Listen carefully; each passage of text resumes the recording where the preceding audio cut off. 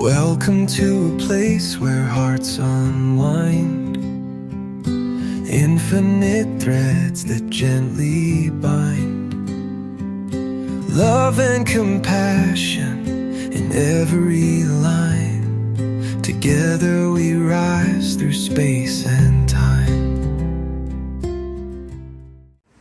Hey, welcome back to Infinite Threads. I'm your host, Bob. This week I want to play a little with the what-ifs of love. Not in a fearful way, more like opening a window and letting a little wonder come in. Because love is full of what-ifs. What if it arrives differently than we expected? What if it comes through a person we almost overlooked? What if the thing that changes our life does not look important at first? That's where I want to begin. What if love surprises you?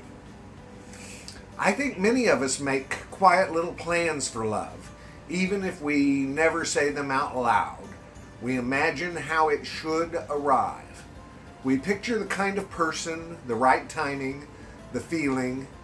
We think we're supposed to have the feeling that we think we're supposed to have when something meaningful begins. Then life smiles at our little blueprint and sends love through the side door. Sometimes it comes as friendship first. No lightning, no grand music, just someone who becomes easy to talk to. A person whose message makes the day feel a little less heavy. Someone who remembers a detail that you forgot you shared. At first, it may not feel like a beginning. It may feel like a nice conversation, a small kindness, or a comfortable silence. Then somewhere along the way, you realize that the world feels different when they are in it. That's one of love's tricks. It doesn't always knock loudly. Sometimes it simply moves into the room and waits for us to notice. I like that about love. It has a sense of humor. Not a cruel sense of humor, a playful one. The kind that rearranges the furniture of our hearts while we're busy insisting that we know exactly how everything should look. We're so wise, aren't we? We say, I'm not looking for anything right now. Love says, that's fine. I'll just sit over here and be patient. We say, I know my type. And love says, do you? We say, I'm too old for surprises. Love laughs gently and reminds us that the heart never completely retires from wonder. There's something comforting in that. The future is not always limited by the stories we have already told ourselves. A person can still surprise us. A day can still turn. A life that seemed settled can still find a new melody. And love has a way of slipping into the most ordinary places. A grocery aisle, a church hallway, a phone call that was supposed to be practical, a friendship that grew slowly enough that nobody noticed it becoming necessary. It doesn't always arrive dressed for the occasion either. Sometimes it's wearing work clothes. Sometimes it has messy hair, and sometimes it comes with bad timing, like a strange laugh, an inconvenient distance, or a backstory nobody would have chosen. Love is rarely as tidy as the movies promised. That may be part of why it's real. Real love has to enter real life, and real life is full of dishes, bills, traffic, old wounds, and people who are still learning how to be honest without being afraid. So if love waits until everything is polished, it may never arrive at all. Thankfully, love seems to be willing to work with unfinished materials, and that includes us. Maybe that's why love can be surprising. We think it is going to find us in our best moment when we're shining and ready and emotionally organized. Then it finds us in the middle of the clutter. It finds us when we're still healing. It finds us after we've become cautious. It finds us when we have said very firmly that we're not opening that door again. And somehow, a little light gets through the crack. That doesn't mean that we should throw wisdom out the window. Every surprise is not a gift. Every strong feeling is not love. Sometimes the heart gets excited because an old wound recognizes a familiar pattern. That's not the same thing as being truly seen. So we still need patience. We still need discernment. We still need enough self-respect to know that love should not require us to disappear. But even with all that, I hope we leave room for the unexpected. Because some of the best things in life begin with, I didn't see that coming. A friendship, a new purpose, a child's laugh at exactly the right time. A stranger's kindness on a day when our faith in people was wearing thin. Love is not only romantic, of course. It surprises us in many forms. An animal shows up and somehow becomes family. A neighbor becomes part of our support system. A conversation with someone very different from us opens a tenderness that we did not know that we were missing. A person we thought we understood reveals a gentleness we had never seen before. That is love too. It expands the circle. It teaches the heart not to become too certain about where goodness is allowed to come from. I think we need that. Certainty can become a little cage.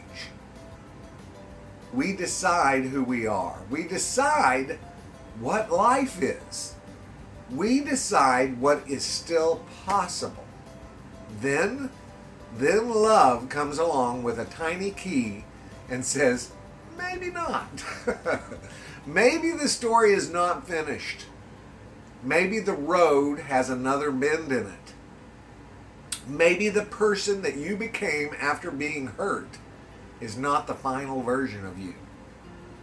That kind of surprise can be frightening because hope always asks for a little courage.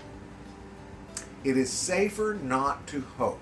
At least it feels safe. If we don't hope, we cannot be disappointed in the same way. If we do not open the door, no one can walk through it and matter to us.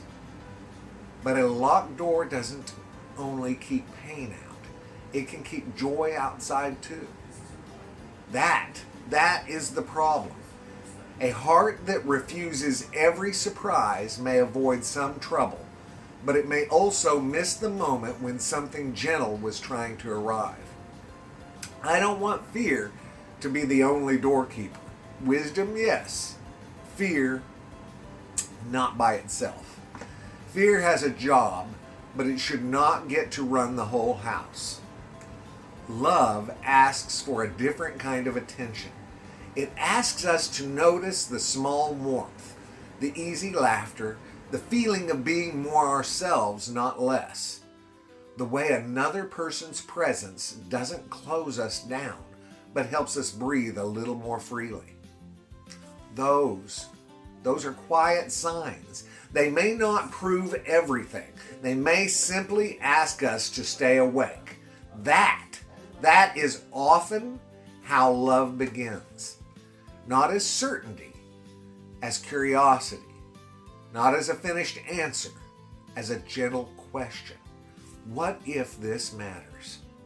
What if this person right here is here for a reason? What if the heart can still grow in a direction that we didn't plan? There's whimsy in that. A sacred kind of whimsy. The kind that reminds us that life is not a machine. It is more like a garden. Some things are planted on purpose, and some beautiful things arrive because the wind carried a seed. Maybe love is like that, a seed on the wind, a surprise at the gate, a song from a room that we thought was empty. And if it comes, we do not have to understand it all at once. We can be gentle. We can be honest. We can let the moment breathe without forcing it to become more than it is ready to be. Some surprises need time to show us what they are. And that's all right. Love is not less meaningful because it arrives slowly. In fact, some of the deepest love enters quietly enough that we only recognize it by how much peace it leaves behind. So this week, as we begin exploring the what-ifs of love, I want to start with this little invitation. Stay open to surprise. Not recklessly and not desperately, just openly enough that wonder still has a place to land. Love may not come the way you pictured it. It may not arrive on your schedule either. It may not match the story that you wrote in your head years ago. But if it brings kindness, safety, laughter, truth, and a little more light into your life, maybe it deserves your attention. Maybe the surprise is part of the gift. Perhaps love has always known how to find side doors because front doors are often guarded too closely. And maybe even now, life still has something beautiful waiting around a corner that you've not reached yet. Thank you, guys. Thank you for spending this time with me on Infinite Threads.